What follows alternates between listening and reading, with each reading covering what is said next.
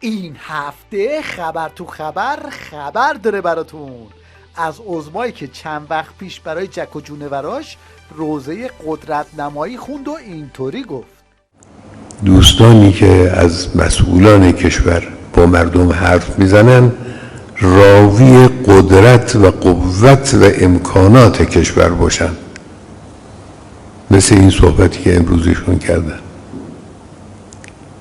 راوی ضعف ها نباشن. هنوز حرفای عظما از حلقومش کامل بیرون نیومده بود که رئیس جمهورش اینطوری جواب داد: مشکلی که الان ما داریم عزیزان، بالاخره ما روندی رو الان وارثیم که تورم، گرانی و مسائل دیگه که وجود داره، عامل اصلی اینها قدم اول ما دولتیم. یعنی اصلا نمیشه لازم نیست جای دیگه دنبال این علت بگردیم. بعدم از استبل ولایت خطاب به زرشکیان و دولتش چنین صدایی بیرون اومد: آقایون به گونه‌ای بخورید که حداقل خفه نشید، یک جوری بخورید که چیزی هم برای خودتون باقی بمونه. و سلام. تازه این دعوا فقط بین مجلس و دولت نیست، تو خود مجلس هم قوقاییه. ببینید طرف چطوری خالی باف رو سکه پول میکنه. بله همون در موضوع اجازه بدید آقا بزرگی اولین که درست نیست که اینجوری باشه. میگه هر موقع 10 تا نماینده درخواست بکنن که قانون استنکار شده، اجرا نشده، ناقصه، میره کمیسیون 10 روز بررسی میکنه، اظهار نظر میکنه. دارید باز موضوع قبلی بابا من باید آقای قلبان میخوای خفه شی میشین به خدا. شما تشخیص بدی بگو آقا شما ساکت شین. شما هم صحبت میکنی هم شانتاژ میکنی، این خوب نیست. خیلی ممنون، متشکرم. آقای قالیباف حاضرین 200. از اون طرف شیخ فری که دیده عضو به چه روزی افتاده اینطوری پنبه استبل ولایت رو میزنه: حالا میگم فلان چیز نمیدونم فلان مسئله چی مجلس گفته چی گفته. حالا مگه مجلس چند درصد مردمن؟ چقدر مگه رأی اینا دارن؟ حالا اصلا رأی هم دارن، اصلا حقوق قانونی هم هست، همه چی درست. اگر یه چیزی برامون روشنه که 80% مردم مخالفن، قانونگذاری روبروی نظر 80% مردم، این که غلطه، این که قانون نیست اصلا. اونایی که تو استبل ولایتن هم قاطی کردن و رئیس جمهور قبلی نظام رو اینطوری قبار روبی کردن: جناب آقای دادستان محترم ویژه روحانیت، چرا به پرونده تخلفات حسن روحانی در اون 8 سال رسیدگی نمی کنید؟ چرا به پرونده سرقت علمی حسن روحانی در پایان‌نامه‌اش رسیدگی نمی کنید؟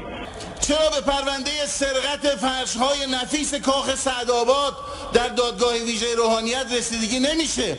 این فرش‌های اموغلی که در دنیا بی‌بدیلن.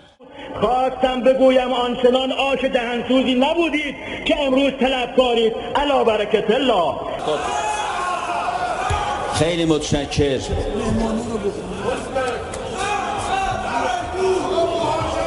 خیلی متشکر.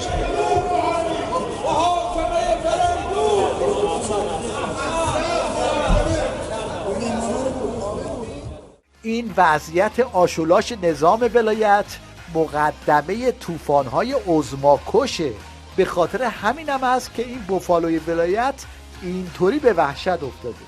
و اگر خدایی نکرده یه روزی بیاد مردم ما پشت به رهبری بکنن، اون روز فلاکت، اسیر شدن و دستخوش شدن منافع یک عنصر غارتگر جهانخوار مثل امریکا خواهند شد.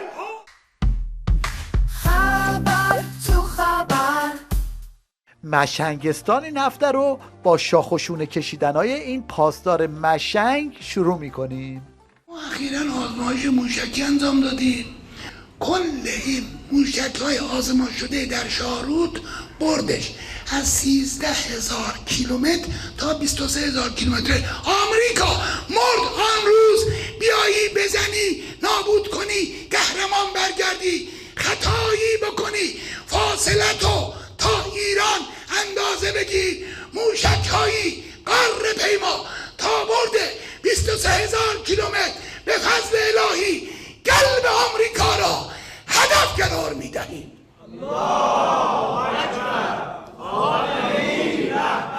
این هارت و پورتا در حالیه که خودشون تو رسانه هاشون زیرا دروغای قبلیشون رو هم میزنن.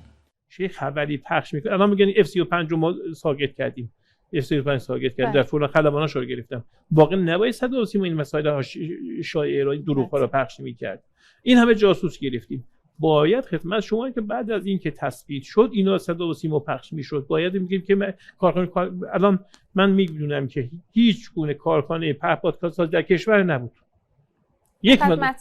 یک موردم نیستش. تازه تحریمای بی سابقه هم داره عظما رو مچاله میکنه. از 25 شهریور یک گام جدید در تاریخ بشریت رخ داده در حوزه تحریم و اون این هستش که عدد بزرگی 1.7 میلیارد دلار از رمز ارزهایی که متعلق به ایران بود که تصور میشد تحریم پذیر نیست تحریم شده. این اصلا یک چیز عجیبیه، یعنی این اومده معادلات قبلی ما رو به هم زده. این نکته اول. یکی دیگه از رئیس جمهورهای مشنگ خامنه‌ای رئیسی بود که حالا مهره‌های نظام دارن از محتوای مذاکراتش پرده برداری میکنن. دیگه حتی من یادمه آقای رئیس جمهور آقای رئیسی با آقای پوتین سر فلفل دلمه‌ای صحبت کردن. خدا شهید امیر عبداللهی یا سر فلفل دلمه‌ای با وزیر خارجه صحبت کردن. ما در همش الان حالا که تا اینجا اومدیم یه نگاهی هم به دادار دودور این پاسدار مشنگ بندازیم. قانون اساسی بابا تو مسئول شدی، وزیر شدی، استاندار شدی، رئیس جمهور شدی، تو قرآن قسم خوردی به قانون اساسی وفادارم. چی شد؟ تو قانون اساسی که میگه حجاب اونو قبول نداری؟ تو بیخود میکنی، هر کی هستی. این مردم به احترام رهبری که سکوت کنین، حرف نزنین، دشمن سوء استفاده میکنه، شما سکوت کردین. اگر رهبری اذن بدهد، اجازه بدهد، همین جمع خدا شاهده پوست از کله اینا در میاره.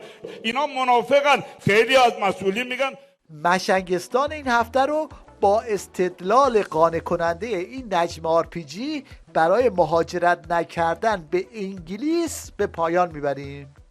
میخوای مهاجرت کنی؟ کجا؟ انگلیس خوبه؟ دکتر محمد میرزایی رو میشناسی؟ مجبور شد که برگرده. چرا؟ دکتر محمد میرزایی پژوهشگر و نخبه ایرانی که همراه دو دخترش رفته بود انگلیس، فارغ التحصیل دانشگاه آکسفورد شد و همونجا هم مشغول به کار شد، اما نتونست دوام بیاره. چیزی که اونجا شنیده بود این بود: اینجا اگر آب نیست، اتکلون که هست، پس طهارت. اینجا اگر عادت داشته باشی که کیلو میوه بخری، خبری از میوه های کیلویی نیست. هندونه رو قاچ باید بخری و انار و انجیر و اینجور میوه ها هم لاکچری و سطح بالا حساب میشه. خیلی هم دستشون بهش نمیرسه.